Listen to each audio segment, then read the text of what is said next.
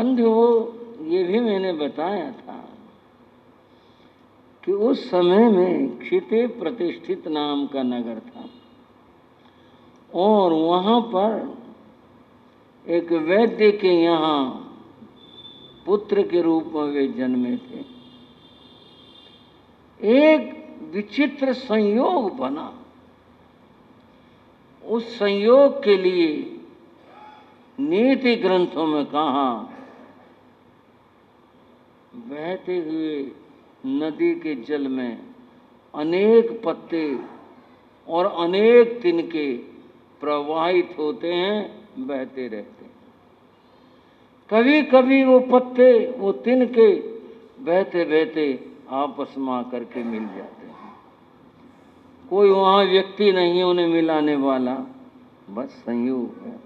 ऐसे ऐसे बहते हुए आते हुए और इकट्ठे हो जाते हैं। कुछ देर इकट्ठे रहे, साथ बहते रहे, जुड़े रहे।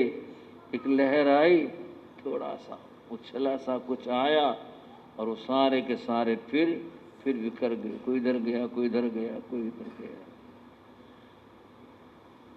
इस जीवन की यही स्थिति है। आचारांग सूत्र माया।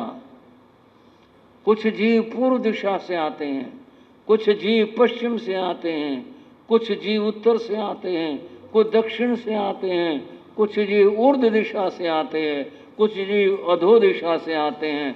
विभिन्न दिशाओं से आकर के यहाँ इकट्ठे हो जाते हैं। बन जाता है एक नगर, बन जाता है एक परिवार और सब इकट्ठे ऐसे हो जाते हैं। और बंधुओं, आगे की बात यह है, जब जब कुछ बातें कहनी कठिन सी होती हैं, परंतु बात कहनी ही पड़ती है। कठिन होती है तब भी, प्रिय होती है तब भी, समय आता बिखर जाता है।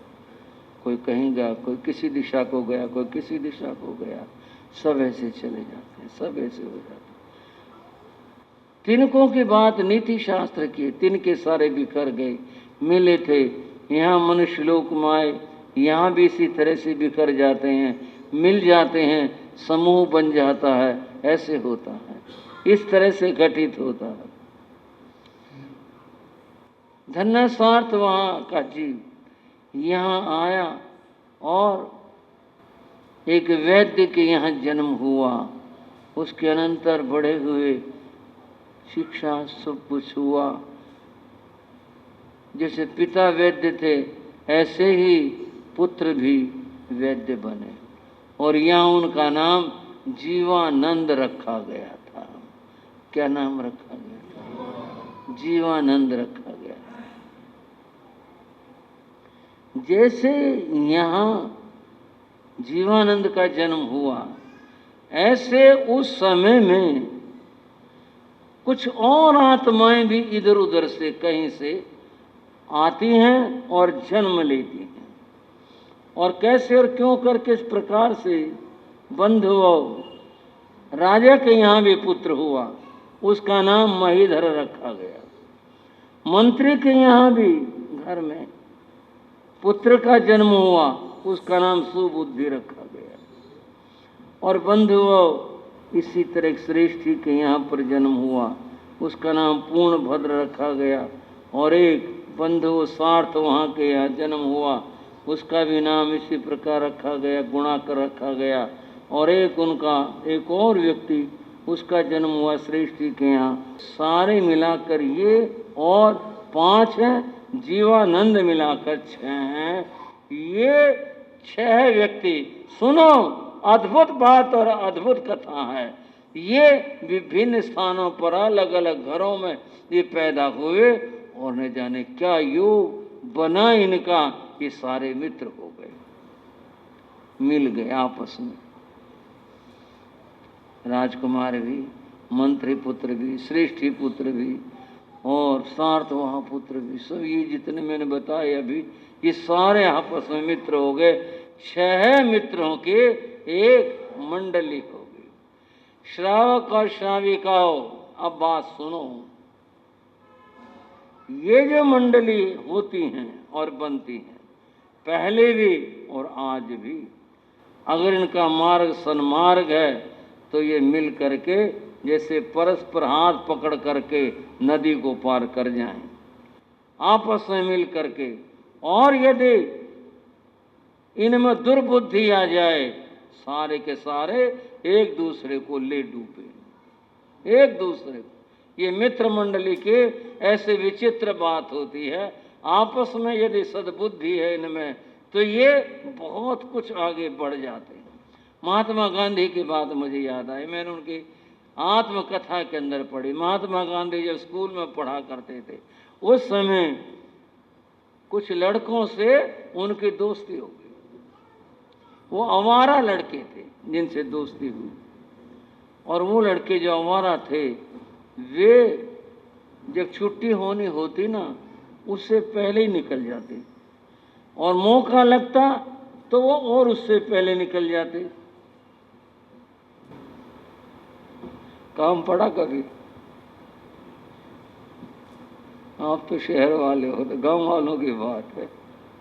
हम भी पढ़े बा दूसरी तीसरी तक तो थे कुछ लड़के ऐसे, मौका देखा मास्टर जी दूसरे कमरे में गए हैं, दूसरे मास्टर हमने निकल गए इतनी देर में, और जाल के ऊपर जा चढ़े, जा करके अपने पील खा ली।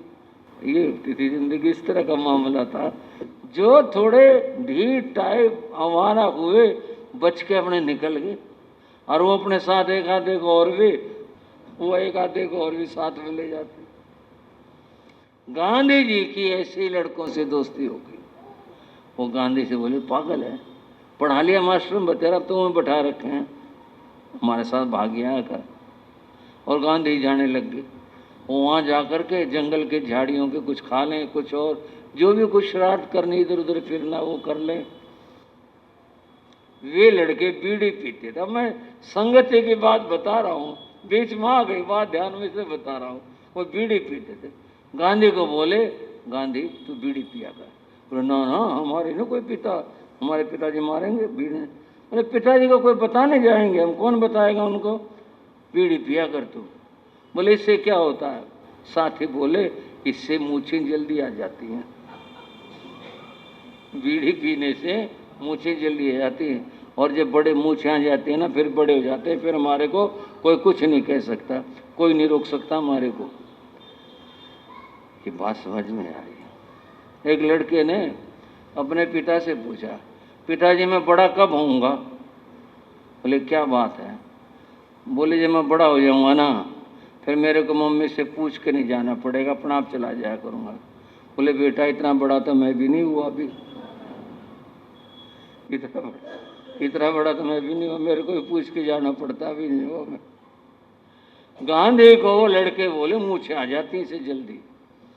गांधी ने एक दिन बीड़ी पी ली, वो बीड़ी पी ली, जोर से कस मार लिया, जोर से मारा, धुआं अंदर भर गया, और भर गया तो सांस जो था उनका और तरह का हो गया, उल्टी आई, बड़ा बस बहुत बुरा हाल हुआ।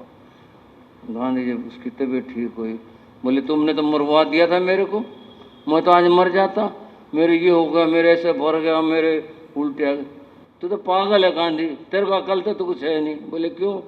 बोले तेरे में रोग बीमारी भरी पड़ी थी, सारी निकल गई, हर रोज पिया कर तू, तेरी सारी बीमारी निकल गई।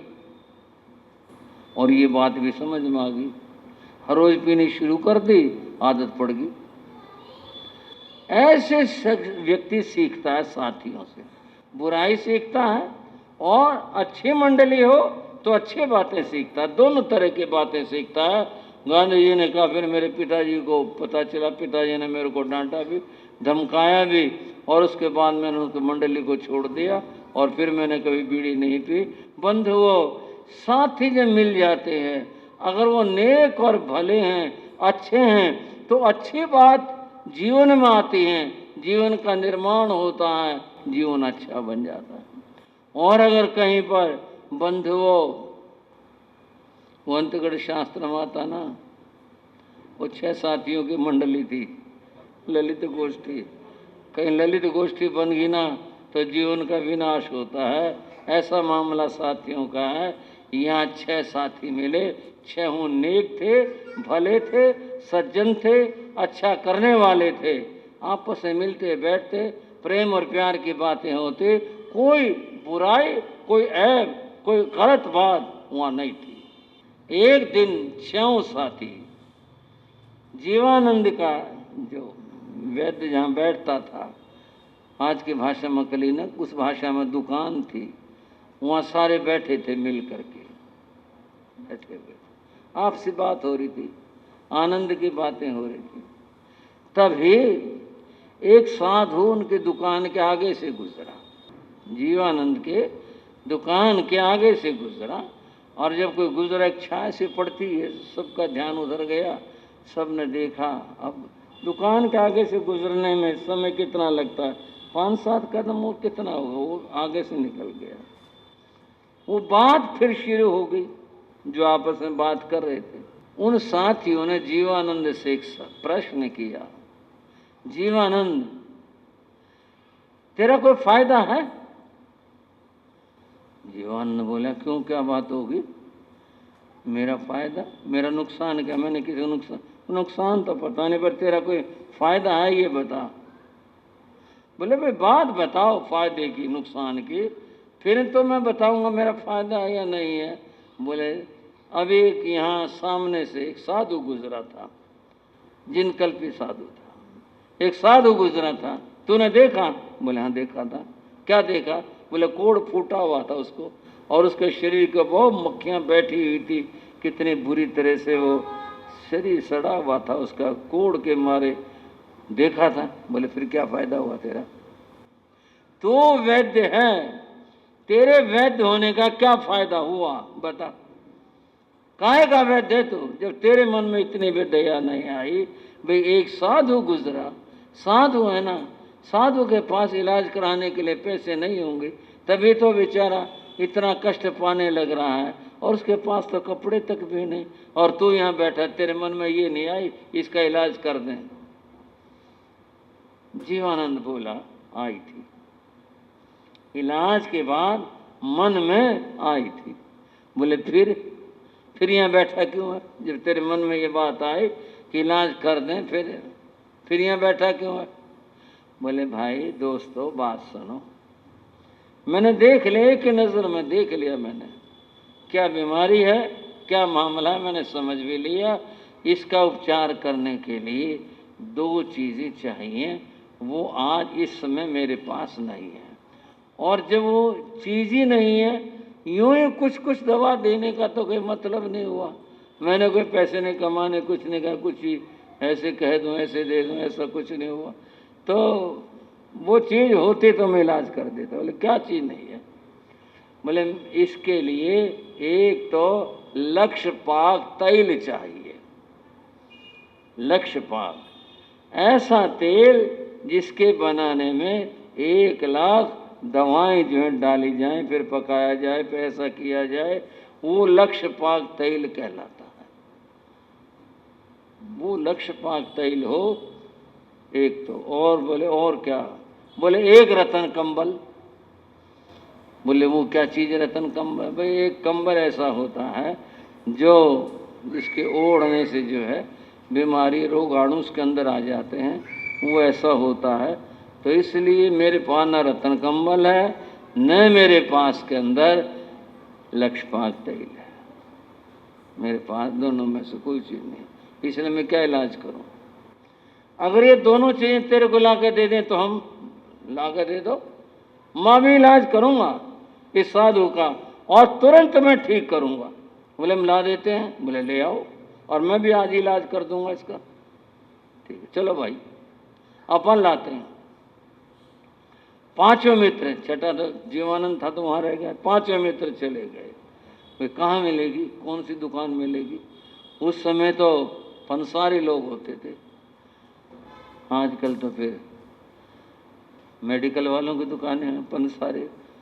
वो जो उनके समझ में नगर के अंदर जो सबसे बढ़िया, सबसे बड़ी ऐसी कोई दुकान थी, वो वहाँ गए, और वहाँ उसका मालिक स्वामी एक वृद्ध व्यक्ति था, वो बैठा हुआ था। ताऊ राम राम। राम राम भाई। ताऊ कुछ लेना है? क्या लेना बोलो भाई। बोले तुम्हारा लक्षपाक तैल मिल जाएगा। उसने भी थोड़ा ऊपर को देखा, बोले हाँ मिल जाएगा। पर पता हो कितना महंगा होता है? बोले वो महंगे की कोई बात नहीं।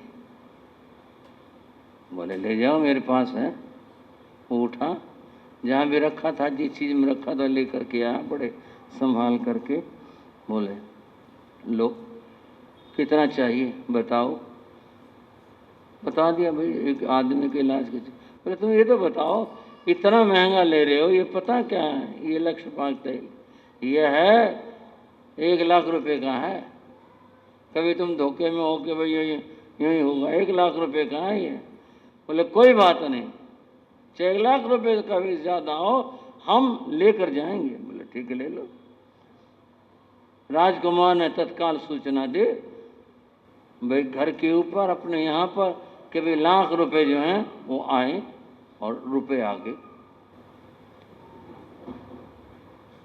वैद्य ने कहा भाई ये कोई छोटी मोटी तो चीज़ बात है नहीं, ये तो कोई विशेष ही है। पर पूछूं तो पूछा भाई तुमने चलो तुम रुपए मंगा लिए तुमने और तेल मेरे पास है, मैं दे रहा हूँ, ये तो बताओ तुम करोगे क्या इसका, इस तेल का करोगे क्या? बोले एक साधु है, बीमार है, कोढ़ी है, एक वैद्य हमारे साथी, वो यूँ कह रहा मैं ठीक कर दूंगा, उसके लिए चाहिए। बोले साधु के लिए चाहिए? बोले हाँ साधु के लिए चाहिए। अच्छा, उस साधु को तुम जानते हो? बोले साधु से क्या रिश्तेदारी, साधु से क्या जान पहचान, साधु है। उसने वो शीशी उठाई, का लो ले जाओ, मैं इसके रुपए नहीं लूंगा। ये क्या बात हुई? रुपए तो देने हम आए, रुपए तो आ गए, रुपए आप अपने लो, हम ऐसे कोई मांगने आए हैं आप।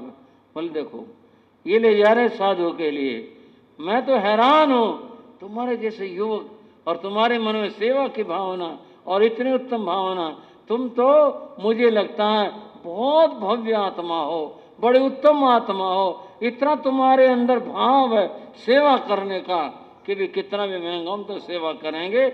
इतनी उत्तम बात देखकर तो मैं इस लायक भी नहीं कि मैं मेरे पास चीज़ और मैं दे दूं, भाई मेरी तरफ से ले जाओ।